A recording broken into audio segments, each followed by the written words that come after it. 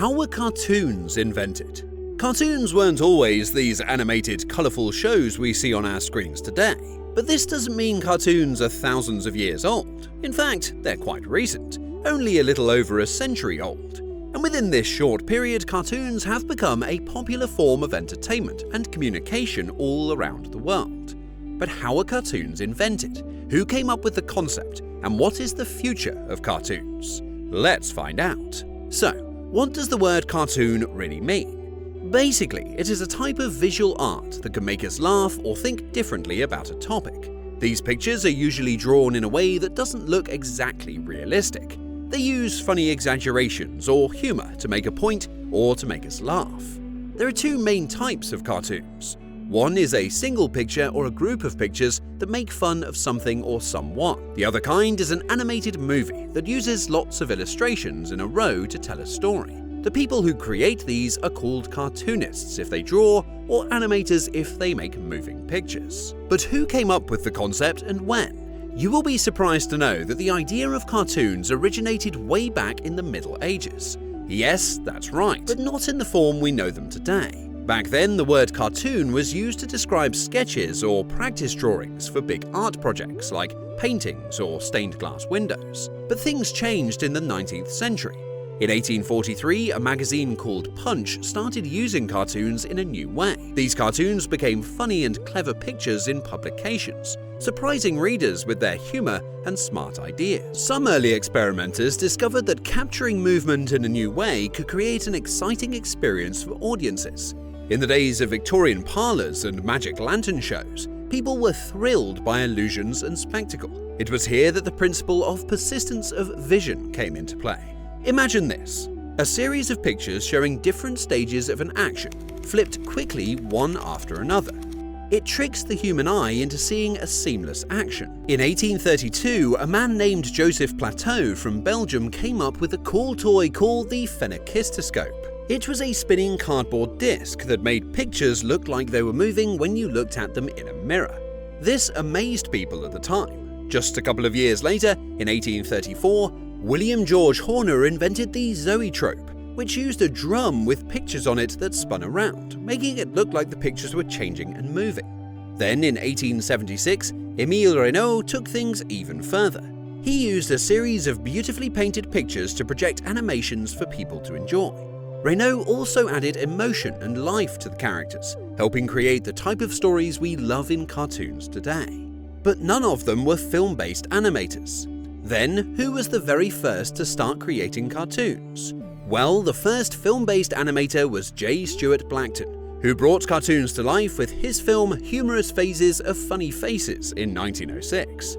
This groundbreaking animation delighted audiences and kicked off a series of animated films for the Vitagraph Company in New York. But Blackton didn't stop there. He also experimented with stop-motion techniques in his film Haunted Hotel, creating a whole new way to bring objects to life on screen. Meanwhile, in France, Émile Cohl was hard at work on his own form of animation. Though his stick figure style wasn't as detailed as Blackton's, Cohl's creativity shone through. In 1908, he created Phantasmagory, an extraordinary animated film using hand-drawn animation. Historians regard it as the first true animated cartoon, which is an impressive achievement. Cohl's method involved precisely tracing each drawing on illuminated glass, layering around 700 individual images to create a mesmerizing story. A few years later, another milestone in animation history was achieved by Winsor McCay in 1914. He created Gertie the Dinosaur, an animated short film that brought a new level of fluidity and realism to the art of animation. Known for his outstanding draftsmanship and ability to convey movement smoothly, McCay introduced audiences to Gertie, a dinosaur with a distinct personality and lively presence. This charming creature captivated viewers as the first animated character to truly possess a unique identity. Besides Gertie the Dinosaur, Winsor McCay created other amazing films, like his detailed animation of the sinking of the Lusitania in 1918. However, it was Pat Sullivan who really took animation to new heights. Sullivan was originally from Australia and opened up his own studio in New York City. He saw the potential in a talented young animator named Otto Mesmer. Mesmer came up with a clever black cat named Felix, who became the star of many short films. Felix was designed to be extra flexible and have a very expressive face, which made him easy and fun to animate. With his round head and big eyes, Felix became the template for future cartoon characters. He was like a playful rubber ball on legs, always moving and full of energy. Felix's popularity paved the way for animation to become a beloved form of entertainment all over the world. Then came one of the most famous transformations in the history of animation. In 1928, a young Walt Disney was busy at his Lowergram Film Studios in Kansas City, Missouri. Originally working with a character named Oswald the Lucky Rabbit, Disney made a few changes and gave life to a new character who would become world famous: Mickey Mouse. If you've not heard this name before, you might be living under a rock. With the creation of Steamboat Willie, Disney made history by producing the first cartoon animation with synchronized sound, revolutionizing the world of animated films. This innovation opened up new possibilities, paving the way for classic characters like Donald Duck and Goofy to join Mickey. Disney Studio also created the first animated feature film, Snow White and the Seven Dwarfs, in 1937, which further solidified their position as pioneers in animation. Then came the era of Warner Brothers Cartoon Studio, which was fondly called Termite Terrace by those who worked there. It was started by three people who used to work at Disney: Rudolph Ising, Hugh Harman, and Friz Freleng. However, the studio didn't really find its own style until a man named Tex Avery left another studio to join them as a director. Avery was young and full of fun ideas. He saw the talent of artists like Chuck Jones, Bob Clampett. Together, they made cartoons faster and funnier, starting with a cartoon called Gold Diggers of 49 in 1936. With new team members like director Frank Tashlin, music director Carl W. Stalling, and voice actor Mel Blanc, they started creating cartoons with characters that were smart, funny, and sometimes a little wild.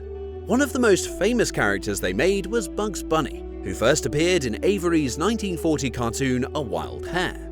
Other famous characters soon followed, like Daffy Duck, Porky Pig, Tweety and Sylvester, Pepe Le Pew, Foghorn Leghorn, Roadrunner, and Wile E. Coyote. After a while, Tex Avery moved to another studio called Metro-Goldwyn-Mayer, where his cartoons got even crazier, like the ones Red Hot Riding Hood in 1943 and Bad Luck Blackie in 1949. Years after years, new cartoons brought laughter and excitement to audiences. In the 1980s, a new term for these characters emerged: toon. This catchy nickname took on a life of its own in 1988, when the movie Who Framed Roger Rabbit wowed people with its mix of real-life actors and animated toons.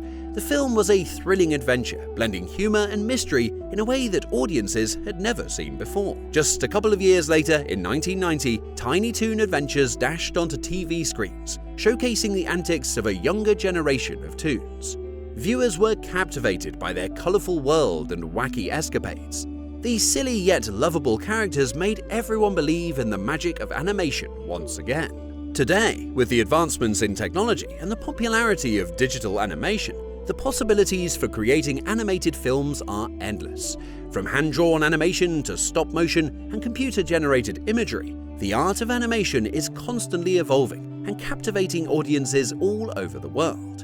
And it all began with the simple idea of bringing drawings to life, which has grown into a multi-billion-dollar industry. Who knows what amazing and imaginative creations will come next?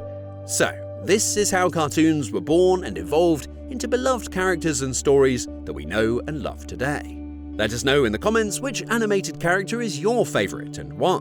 If you enjoyed the video, make sure to like and share it with your friends, and don't forget to subscribe to our channel for more exciting content.